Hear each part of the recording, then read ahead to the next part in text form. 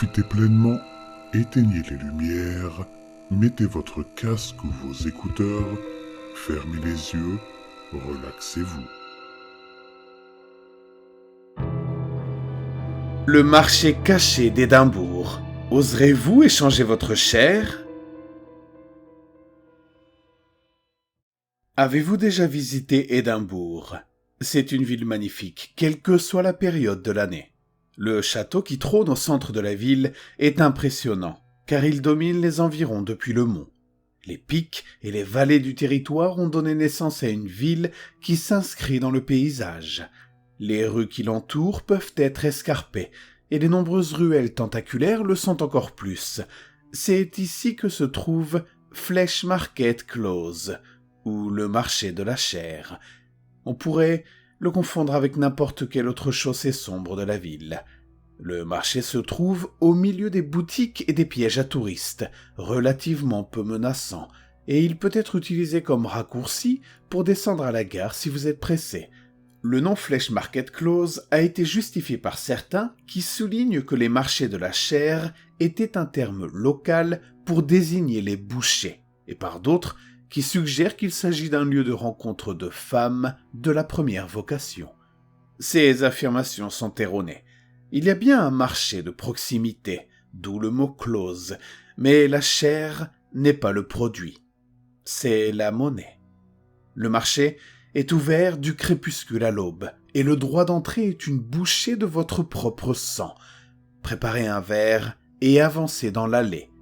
À mi-chemin, buvez une gorgée du verre et crachez-le contre le mur. Le sang bouillonnera et se répandra sur le mur, coagulant en une croûte durcie.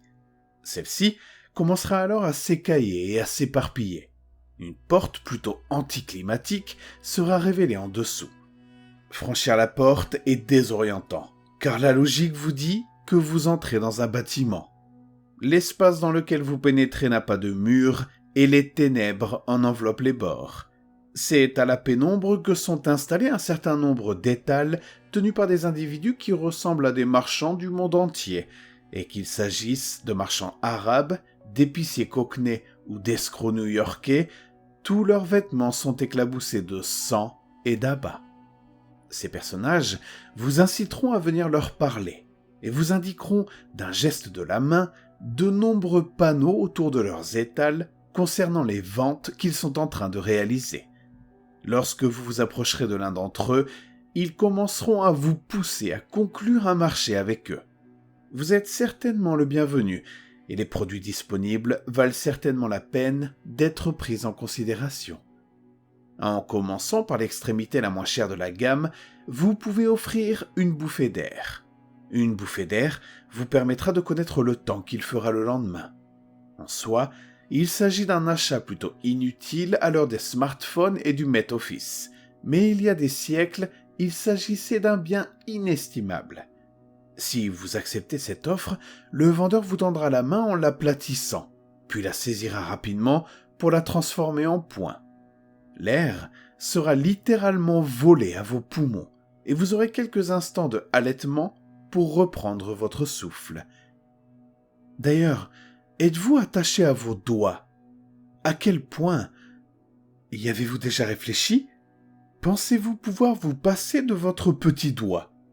Cette vente vous permettra d'obtenir le pardon instantané de la personne de votre choix pour les torts que vous avez pu lui causer.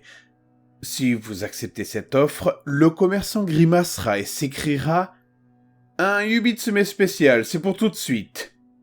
Vous savez, Yubitsume, quand les Yakuza se coupent le doigt pour s'excuser d'un péché. Le vendeur s'élancera alors vers vous et vous saisira le poignet, le plaquant contre la table. Ne résistez pas, car personne n'aime les ventes difficiles. Un éclair d'acier et vous serez à moins un chiffre. N'oubliez pas que vous ne pouvez payer que 2 fois. Ne vous y trompez pas, cela va faire très mal. Il y aura probablement beaucoup de sang, et si vous ne prenez pas soin de la blessure, elle pourrait même s'infecter. À mesure que le prix augmente, vous pouvez envisager de prendre des précautions concernant ce que vous échangez. Des garrots et des sutures ne seraient certainement pas de trop. Certains de ces échanges vous sembleront familiers, et vous rappelleront peut-être des histoires et des légendes qui existent depuis des millénaires. C'est l'influence du marché sur notre culture qui s'est infiltrée au fil des siècles. Une livre de chair empêchera la prochaine personne avec laquelle vous ferez un échange de revenir sur le marché. Elle est particulièrement utile si vous n'avez pas confiance en vos fréquentations. Elle n'est d'aucune utilité sur le marché car tous les marchands sont dignes de confiance et honoreront leurs achats à la lettre et à l'esprit. Mieux vaut attendre la fin de la transaction. Et que diriez-vous d'un de vos yeux ? La perception de la profondeur est de toute façon surestimée. En offrant l'un de vos yeux, vous pourriez converser avec nos amis les oiseaux.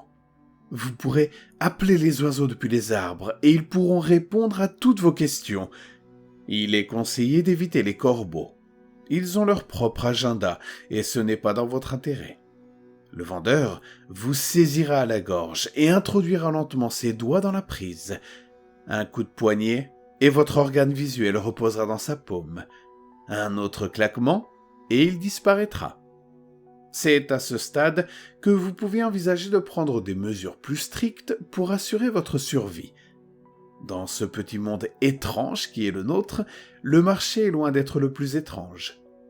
Il existe des artefacts et des incantations qui permettent au corps de continuer à fonctionner bien au-delà du moment où l'on quitte le corps d'un mortel. On peut en trouver un ou deux ici, mais peu de gens sont prêts à vivre sans leurs organes sexuels. Il semble que l'éternité soit un peu plus froide sans la possibilité de s'envoyer en l'air. Je n'entrerai pas dans les détails de la manière dont ils sont pris, mais je me contenterai de dire que c'est vraiment désagréable et salissant. À ce stade, les prix deviennent un peu plus vitaux. Que prendriez-vous pour votre estomac ? Dans ce cas, cela vous donnerait la capacité de comprendre les désirs de n'importe quelle personne à qui vous parlez. Pendant que vous conversez avec eux, votre esprit sera rempli des images de ce qu'ils convoitent le plus. C'est un avantage considérable pour tout vendeur en herbe, et le marché a été accepté par plusieurs des vendeurs eux-mêmes. D'aucuns diront qu'un tel cadeau conviendrait mieux, d'un point de vue poétique, au cœur. Mais ce muscle vasculaire fait partie d'un tout autre marché. En troquant votre cœur, vous pouvez garantir le bonheur de n'importe quel individu pour le reste de sa vie, quelle qu'en soit la durée. L'ablation de ce type d'organe peut être très douloureuse, mais les marchands vous laisseront un moment pour vous préparer avant de produire une lame courte et tranchante. Un coup pratiqué plus tard, ils creuseront dans vos tissus.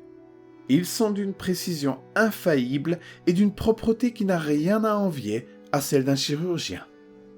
Dans certains pays, il est admis qu'une fois l'affaire conclue, l'acheteur peut avoir des doutes et vouloir faire marche arrière. Ce n'est pas le cas ici. La majeure partie du contrat est laissée en suspens, mais on attend de vous que vous ayez fait vos recherches. Les clauses de rachat sont un véritable fléau. Si la majeure partie du corps peut être mise sur la table, il y a des limites. Le cerveau est le siège de la sensibilité et ne peut pas être entièrement placé. En fait, je dis bien entièrement, car un individu a proposé de lobotomiser la partie du cerveau qui contient la mémoire dans le cadre du marché. Le problème, c'est qu'il ne se souvient pas de ce qu'il a reçu en échange. J'ai même entendu dire qu'il avait souffert de terreurs nocturnes jusqu'à la fin de ses jours. Je voudrais maintenant vous mettre en garde. Jusqu'à présent, j'ai détaillé la liste des prix pour les parties de votre propre corps. Quoi que vous fassiez, n'essayez pas d'acheter quoi que ce soit sur le marché avec les organes d'un autre. Tous les personnages du marché s'arrêteront et vous dévisageront.